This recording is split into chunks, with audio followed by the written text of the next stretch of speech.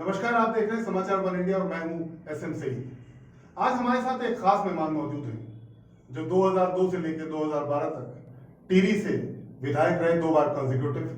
2002 से 2004 तक तिवारी जी की सरकार में राज्य मंत्री भी रहे और अब उन्होंने वनों के अधिकारों का बीड़ा उठाया है। जी हाँ, मैं बात कर रहा हूँ आज के खास मेहमान जनाब किशोर उपाध्याय जी के। सर, आपका बहुत बहुत स्वागत है। जी नमस्कार। सर, सबसे पहले तो मैं ये जानना चाहूंगा, जो वन अधिकारों का आपने आंदोलन उठाया है, वैसे तो जनता को मालूम है, बहुत सी जनता भी आपके साथ जुड़ रही है, लेकिन हम चाहेंगे कि हमारे माध्यम से आम जनता को भी पता लगे कि जो वन अधिकारों का मामला है ये है क्या, ताकि लोग इस बात को समझें और आपके साथ आगे जुड़ सकें। मुझे जो है शेख साहब खाली 2002 से और 2012 तक के कालखंड को ही नहीं देख सकते, क्योंकि मैं एक ठेठ देहाती गांव में, हमारे यहाँ जो किसान है जो हल चलाता है उसको हल बोलते हैं, उसका बेटा हूँ। और मेरी ज़िंदगी जो है, हमारी ज़िंदगी जंगलों पर ही आधारित थी, बल्कि आप ये कह सकते हैं कि जंगल ही हमारी ज़िंदगी थी। जब गांव में थे तो उस सारे थी, उसको हमने देखा। फिर आप लोगों की दुआ से मुझे जो है इंदिरा जी के साथ काम करने का मौका मिला, राजीव जी के साथ तो बहुत ही निकट से काम करने का मौका मिला। और मैंने जो कुछ भी सीखा, तब चाहे सरोकारों के प्रति समर्पित होने की बात हो, या तब चाहे पर्यावरणीय सवाल हो, जल जंगल और ज़मीन के मसले हों। जब ये मसूरी आप देख रहे होंगे, यहाँ उस समय हालत ये हो गई थी 80-81 में, ऐसा लगता था जैसे ये सारे इस इलाके में जो है ये कोल जैसे शरीर में हो जाता है, वाली हालत हो गई थी। उस समय इंदिरा जी ने, और यहाँ रानी सीता देवी थी कपूरथला की, और वो इंदिरा जी के नज़दीक थी, तो उनको कहा कि भाई ये तो सारा जिसको हम पर्वतों की रानी कहती हैं खत्म हो जाएगा। जी जी। आज जो आप हरियाली देख रहे हैं, उस समय फिर जो है उन्होंने अलग से एक पूरी फौज का गठन किया कि भाई ये हरियाली बची रहे। बिल्कुल।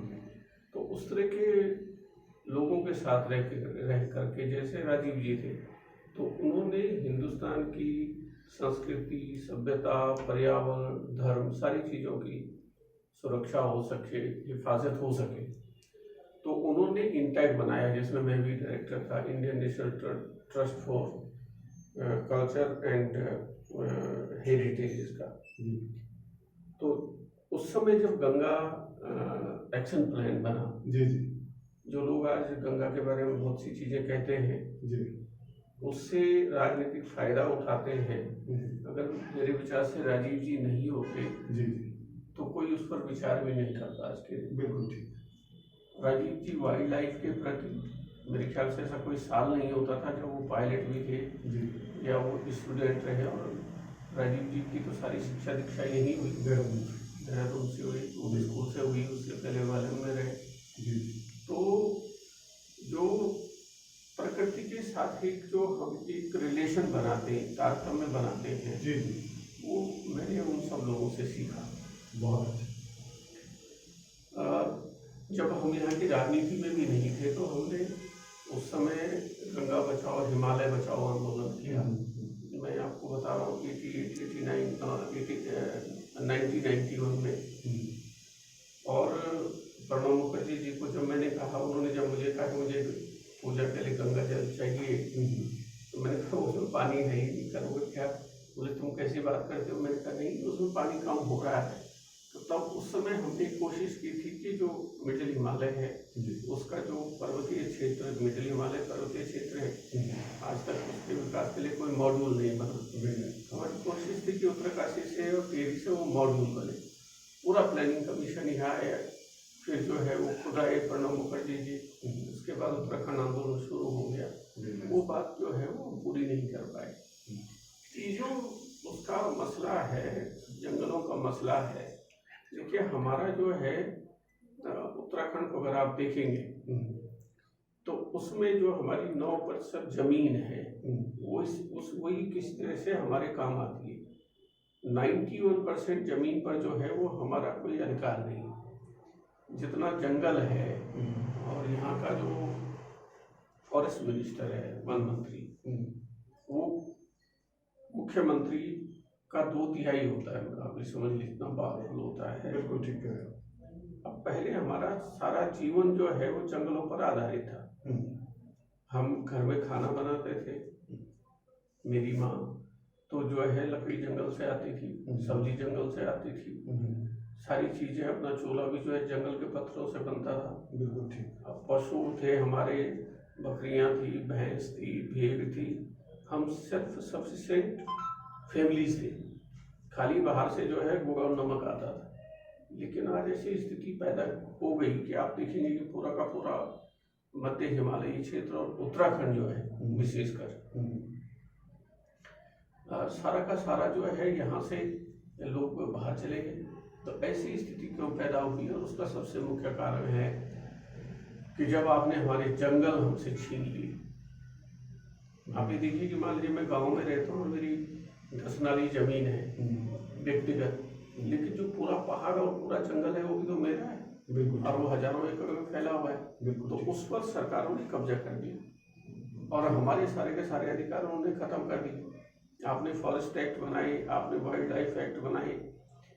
आपने ये नहीं सोचा कि ये एक्ट बनाने से जिनकी जीवन हम उस पर निर्भर करता है उनका क्या होगा। जो ये आंदोलन आप चला रहे हैं, इसमें आपको जनता की क्या भागीदारी मिल रही है? जो बात आप तो समझ रहे हैं, लेकिन क्या इतनी गहराई से जनता भी इस बात को समझती है कि हाँ, वनों पे हमारा इतना अधिकार है और वनों की हमारी इतनी जरूरत है कि हमारी बच्चा पैदा होने से लेकर के उसकी अंतिम यात्रा तक हमें लकड़ी की जरूरत पड़ती है? तो क्या जनता भी आप समझते हैं कि इस बात को समझती है, या फिर ये सारा बीड़ा जो है वो बेचारे नेताओं ने ही उठा रखा है? नहीं, देखिए, जनता को तो आपको समझाना पड़ता है। जो मैं आपको कह रहा था, जैसे वाइल्ड लाइफ एक्ट बना जी, कॉर्बेट नेशनल पार्क हमारा अंतर्राष्ट्रीय ख्याति का पार्क है। बिल्कुल ठीक। उसका आपने एक्ट बनाया। आपने पहले देखा होगा कि जो राजा लोग होते थे, अंग्रेज लोग होते थे, वो क्या करते थे कि पता नहीं शेर किसने मारा, लेकिन बंदूक पकड़ करके एक टांग रख करके उसको बिल्कुल ठीक शिकार करते थे। मैं इस पक्ष में नहीं हूँ कि वाइल्ड लाइफ को नुकसान पहुंचे, लेकिन आप ये देखिए कि मान लीजिए टाइगर है, उसकी रक्षा होनी चाहिए, लेकिन उससे संबंधित जो लोग रहे, मान लीजिए वो शेर का शिकार करते थे, उसकी खाल है, नाखून है, जो जो चीजें हैं, दांत हैं, उनसे उनका परिवार चलता था। एक बहेलिया है, वो चिड़िया पकड़ता था, उसका परिवार चलता था। बिल्कुल ठीक। एक पशु पालक है, वो वहां से घास लाता था या अपने परिवार का खाना बनाने के लिए लकड़ी लाता था। आपने एक्ट बना दिया, अच्छी बात है, होना चाहिए, लेकिन आपने जंगल और जो जानवर है उसको तो रख लिया, लेकिन जो जन है उसको मिसिंग कर दिया ना। वो क्या करेंगे? बिल्कुल ठीक। आप एक चीज बताओ। बिल्कुल ठीक। मान लीजिए मैं ही वो काम करता था, उससे अपनी रोजी रोटी चलाता था। बिल्कुल ठीक। आपको पहले उसके लिए व्यवस्था करनी चाहिए थी। ऑल्टरनेट अरेंजमेंट्स पहले करने चाहिए थे। जैसे आपने जंगल पर कब्जा किया, फॉरेस्ट एक्ट आपने बनाया। पहले तो यहाँ ज्यादा करके जितने बड़े लोग हैं वो सारे के सारे जंगल के पेड़ के कटान की ठेकेदारी करते थे। है, हमारे यशस्वी मुख्यमंत्री रहे खंडोवी जी, उनका सारा का सारा परिवार यही काम करता था, जंगलों को लकड़ी का कटान करना था। टिहरी राजा का तो सारा वही जो है चलता था। वो जो एक अंग्रेज जो है आया था, जिसका कि यहाँ हरसिल में इतना अच्छा खूबसूरत बंगला रहा। तो आपने क्या किया कि जंगल का कानून बनाया, अच्छी बात है, बनाओ, हम भी पेड़ की रक्षा के पक्ष में है, जंगल को की रक्षा के पक्ष में है, साथ में जल सुरक्षित रहे उसके पक्ष में है। लेकिन जो हम लोग थे, जो हम झूम की खेती करते थे, जो हम लोग जंगलों में ले जा करके पशुचारण करते थे, और उसमें कोई कास्ट का वो नहीं था, उसमें ब्राह्मण भी था, ठाकुर भी था, उसमें माइनॉरिटी का भी था, उसमें दलित भी था। आम जनता की जब आप बात करते हैं तो उससे जुड़ा हुआ था, कास्ट की बात। आपने ये व्यवस्था नहीं की कि हम जो है, मान लीजिए किशोर उपाध्याय की माँ जो है जंगल से लकड़ी ला करके अपने परिवार के लिए रोटी बनाने का काम करती जी। है। या हम जंगल से लकड़ी लाते थे, पत्थर लाते थे, बजरी लाते थे, अपना मकान बनाते थे, पशुओं के लिए छानी बनाते थे। आपने ये नहीं सोचा कि इन लोगों की जिंदगी कैसे चलेगी, आपने एक कानून हमारे ऊपर थोप दी। सोनिया गांधी जी और मनमोहन सिंह जी ने जब इस पर विचार किया, खाली यहाँ उत्तराखंड की बात नहीं है, मध्य हिमालय की बात नहीं है, पूरे देश में जहाँ जंगलों के बीच में रहने वाले लोग हैं, आदिवासियों की बात नहीं कर रहा हूँ मैं, फॉरेस्ट ड्वेलर्स की भी बात कर रहा हूँ, तो उन्होंने 2006 में कानून बनाया फॉरेस्ट राइट्स एक्ट, और उसमें सबसे पहले उन लोगों से माफ़ी मांगी कि हमने आपके साथ बड़ी ज्यादती की है, उसको आप पढ़ सकते हैं नेट पर भी, और अब जो है इनके हितों की रक्षा के लिए इनके जो पुश्तैनी हकूक़ और अधिकार थे, एंसेस्टर जो राइट्स थे, ये इनको वापस मिलने चाहिए। फिर राहुल गांधी जी ने सारे प्रदेश अध्यक्षों की बैठक बुलाई। भाई यूपीए गवर्नमेंट ने उस समय शिक्षा का अधिकार दिया, सूचना का अधिकार दिया, भोजन का अधिकार दिया, उसी तरह से फॉरेस्ट वनाधिकार है ना। हम ये नहीं करेंगे भाई हम सारे जंगल काट देंगे जैसे पहले काटते थे, हम ये करेंगे उसका आप कॉम्पनसेशन दीजिए।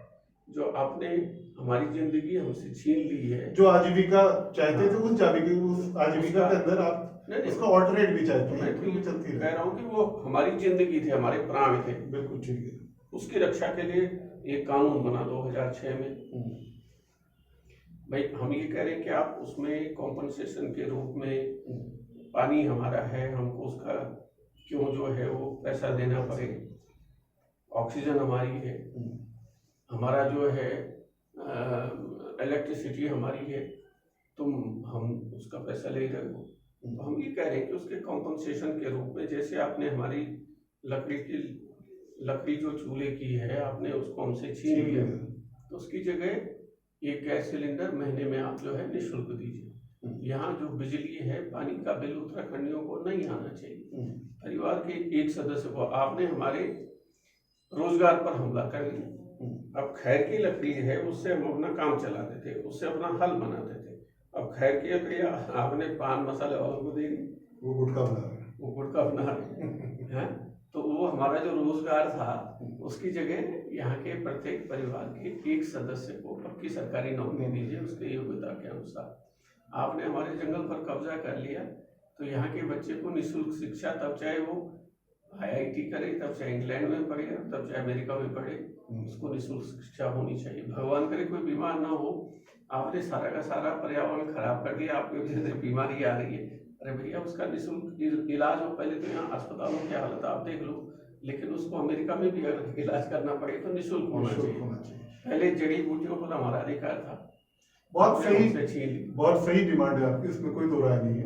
बहुत सी सरकारें पहले भी इस पे विचार करती रही। खैर मौजूदा सरकार को, क्योंकि आप चला ही रहे हैं आंदोलन, तो मौजूदा सरकार भी हम उम्मीद करेंगे कि ये इस पे विचार करें और जो आपके डिमांड से उनको पूरी करने की कोशिश करें। जैसे कि किशोर जी, आपने राजीव गांधी जी के साथ, इंदिरा गांधी जी के साथ, इन सब के साथ आपने काम किया।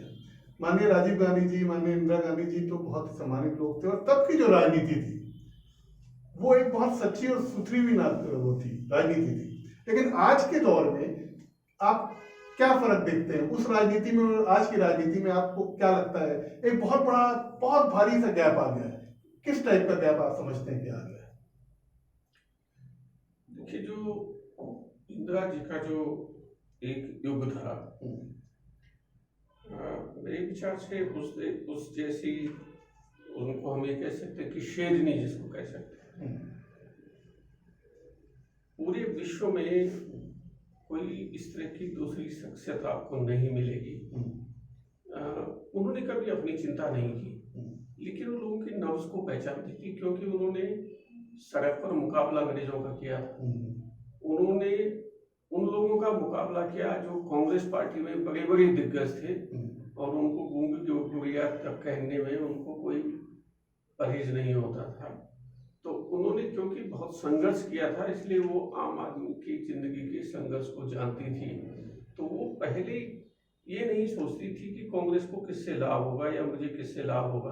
वो सोचती थी कि जो देश की आवाम है, जो आम जनता है, उसको कैसे जो है उनके जीवन में जो कठिनाइयाँ हैं, उनके उनके सिर का जो बोझ है उसको मैं कैसे कम करूंगी, और पहले जमाने में सेवा की राजनीति हुआ करती थी, आज की सत्ता की राजनीति। और उसके साथ में कि हम अपने देश भारत का कहीं पर भी उसका सिर झुकने नहीं देंगे। मुझे याद है जब वो दोबारा तीसरी बार प्रधानमंत्री बनी 80 में जी। और उसके बाद मुझे याद है कि किस तरह की स्थिति थी, वर्ल्ड बैंक से कर्ज की बात हुई और जब उन्होंने देखा कि ये जो सारी शर्तें हैं वो कहीं ना कहीं भारतीयता को नुकसान पहुंचा सकती हैं, तो उन्होंने कहा कि हमको तुम्हारा कर्ज नहीं चाहिए।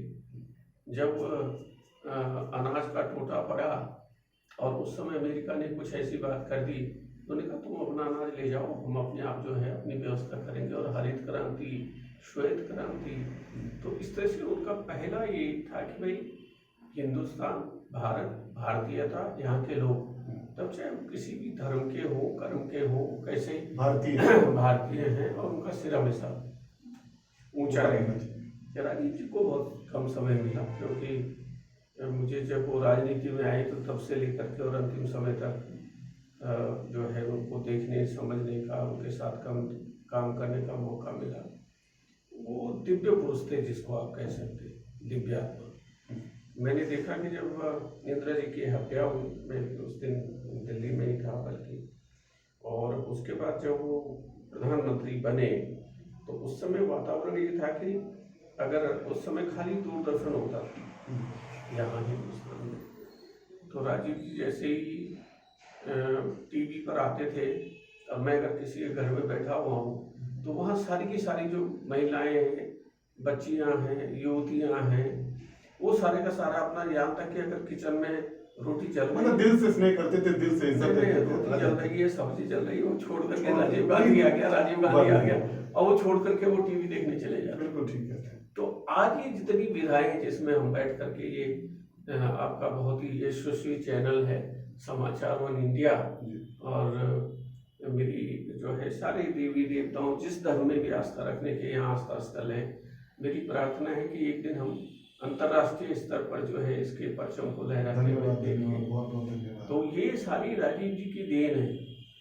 अगर राजीव जी नहीं होते, सही बात, तो उस समय तो आप छोड़ो, उस समय तो फोन भी नहीं होता था। अब फोन के लिए जो है वो बुक करनी पड़ती थी, और तब और फिर ये और पता नहीं क्या क्या होता था। उन्होंने मिशन बनाए, तो पहले व्यक्ति थे जिन्होंने इस तरह की नई विकास की राजनीति, आप ये देखिए कि उन्होंने पीने के पानी का अलग मिशन बनाया, उन्होंने शिक्षा का अलग मिशन बनाया, उन्होंने टेक्नोलॉजी का अलग मिशन बनाया। तो इस तरह से 9 या 10 मिशन उन्होंने बनाए। सामाजिक समरसता के लिए जो है अलग मिशन बनाया उन्होंने, और उनकी टेक्नोलॉजी की जो समझ थी, जब हम कभी कनॉट प्लेस में पोस्टर लगाते थे, जब वो राजनीति में नहीं थे, तो वो मान लीजिए पोस्टर लगा रहे हैं हम कनॉट प्लेस में और कहीं टेढ़ा हो गया, तो वो कहते थे कि नहीं, इसको उतारो और इसको पहले सीधा लगाओ, क्योंकि पायलट है ना, उसमें तो फ्रिक्शन ऑफ सेकंड का भी आप कहीं पर भी अगर कोई परेशानी हो जाए। तो वो एक अद्भुत व्यक्ति थे। लेकिन अगर उनको समय मिलता, और जितना वो हिंदुस्तान की राजनीति को समझ गए थे अपोजिशन में रह करके, तो मेरे ख्याल से इस हिंदुस्तान की अलग ही एक तकदीर और तस्वीर होती। खैर उन्होंने भी बलिदान दिया देश के लिए, इंदिरा जी ने भी बलिदान दिया देश के लिए। वक्त वो हमारे बीच में नहीं रहे। आज के अगर आप बात करें किशोर जी, तो एक देखा जाता है कि जितनी भी सरकारें आती हैं, जो भी आता है, जो मौजूदा सरकार भी है, वो बात सिर्फ इस बात की करती है कि सब हम आपको आर्थिक पैकेज देंगे, हम आपको गेहूं देंगे, हम आपको अनाज देंगे, हम आपके लिए ये करेंगे। मेरी समझ में ये नहीं आता है कि आत्मनिर्भर बनाने की बात तो करते हैं, लेकिन आत्मनिर्भरता की योजनाएं क्यों नहीं लेके आते जिसमें लोगों को आत्मनिर्भर बना दे, ताकि उनको ना तो अनाज देना पड़े और ना ही इस तरह के आर्थिक पैकेज देने पड़े, जिससे लोगों को पैसा, सरकार के ऊपर भी खर्चा है, सरकार के ऊपर भी भार है। मैं समझता हूँ कि लोगों को या सरकारों को इस तरह की बातें करनी चाहिए जिससे लोगों को स्वरोजगार मिले और वो आत्मनिर्भर हो। तो ये इस तरह की बातें क्यों नहीं होती? नहीं, आप भी देखिए शेख साहब कि ये समय आ गया है, बिल्कुल ये मेरे ख्याल से परफेक्ट टाइम है कि जब गवर्नेंस को नए तरीके से परिभाषित करने की आवश्यकता है। ठीक है, कि सरकार क्या होती है उसको नए तरीके से परिभाषित करने की आवश्यकता है। सरकार का काम ये नहीं होता है कि आप 8,000 करोड़ का जो है अपने लिए हवाई जहाज खरीदो, आप 20,000 करोड़ रुपए का आप जो है वो सेंट्रल विस्टा बनाओ।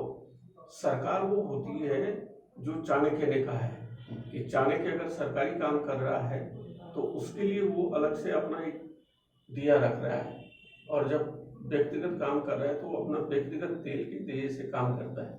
लेकिन एक बात और भी है, जो ये खर्चे कर रहे हैं, विस्टा बना रहे हैं, ये और भी जितने खर्चे कर रहे हैं, ये तो देश की संपत्ति है, देश के लिए ही तो छोड़ जाएंगे। सवाल संपत्ति का नहीं है। मैं कह रहा हूँ कि आपको सरकारों को नए ढंग से गवर्नेंस को परिभाषित करने की आवश्यकता है, उसको नई तरीके से डिफाइन करने की जरूरत है। जो मंत्री हैं, मुख्यमंत्री हैं, राज्यपाल हैं, आपके प्रधानमंत्री हैं, पहले वो ये समझे कि हम जनता के सेवक हैं। यस, सरकार का काम है सबसे पहले, ये सत्ता नहीं सेवा है, आपके जीवन को सुरक्षा प्रदान करे। बिल्कुल ठीक, आप सुरक्षित रहेंगे बिल्कुल तो तभी कुछ कर सकते हैं आप। दूसरा काम है कि आपको भूखा न रहना पड़े। बिल्कुल। तीसरा ये कि आपके तन पर कपड़ा हो। चौथा है कि आपकी छत हो। पांचवा है कि आपकी शिक्षा दीक्षा ठीक हो। और छठा है कि आपके हाथ खाली नहीं रहे, आपको रोजगार मिले। ये गवर्नेंस सरकार वो नहीं है कि साहब जो है हम हेलीकॉप्टर में वो घूम घूम करके जो है वो रौस खाएंगे, या जो है अगर मुख्यमंत्री जी और मंत्री जी जा रहे हैं तो उनके पीछे जो है वो 50 गाड़ियों का काफिला जा रहा है पुलिस वालों का। अरे भैया, अगर पुलिस का इतना ही डर है, लोगों का डर है, तो तुम क्यों बनते हो? देखो, आप जो या ऐसे काम करते हैं क्योंकि पुलिस का डर पैदा हो जाए, या जो इतनी सुरक्षा लेनी पड़े। जो वोट से जो लोग बनते हैं, जो प्रजातंत्र है, लोकतंत्र है, उसमें आप वोट मांगते हो। बिल्कुल ठीक। तो जो मांगने वाला है उसका हाथ तो हमेशा ही हो रहेगा, यूं हो जाएगा। तब मांगेगा तब वो टिकेगा कहाँ? मांगते वक्त तो यूं रहता है, बाद में यूं हो जाता है। नहीं, पर हाथ में तभी टिकेगा ना जब आप उसको ऐसे रखोगे। बिल्कुल। अगर आप ऐसे रखोगे तो कहाँ से कहाँ टिकना है, मुझे बताओ। ठीक, देखो क्या है कि हिंदुस्तान में विशेषकर उत्तराखंड में भी हमको ये बात का ध्यान रखना पड़ेगा, जो चुने हुए प्रतिनिधि हैं, तब चाहे वो किसी भी संस्था में, मान लीजिए आपका जो है एडिटर गिल्ड्स है, और या आपके जो यूनियंस हैं, पत्रकारों की एसोसिएशंस हैं, उनको भी ये सोचना चाहिए कि हम लोगों के वोट से बने हैं, मांग करके बने। और जब मांग करके बने तो जो मांगेगा तो उसका सिर तो हमेशा झुका हुआ होना चाहिए। ये ऐसे थोड़ी हो सकता है हाँ भाई ला और ये बात कर दे।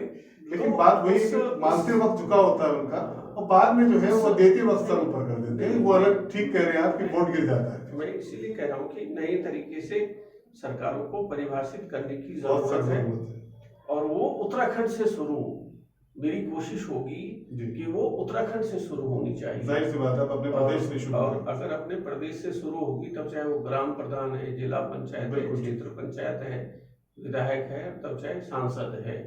तो मेरे ख्याल से नई राजनीतिक चरित्र की आवश्यकता हिंदुस्तान को भी है, पूरी दुनिया को है, और उसके साथ साथ में उत्तराखंड को तो है ही। बहुत सही, बहुत अच्छा बोले किशोर साहब। उन्होंने बहुत ही सही चीज कही कि आज की सरकार को प्रभाषित करने की जरूरत है, और नए तरीके से लोगों को समझना चाहिए कि कौन सी सरकार को किस किस तरीके से लाना है। जैसे कि आपने अभी किशोर जी को सुना कि उन्होंने किस तरीके से वनों का महत्व भी आपको बताया। जन आंदोलन में अब हम चाहेंगे जो आम जनता है वो भी जुड़े, अपने वन के महत्व को समझे, हर एक चीज को समझे, आगे बढ़े। और मैं अब शुभकामनाएं देना चाहूंगा किशोर उपाध्याय जी को भी कि वो आगामी इलेक्शंस में जहां से भी खड़े हों, विजयी हों और अपने इसके साथ आगे। धन्यवाद, बहुत बहुत धन्यवाद।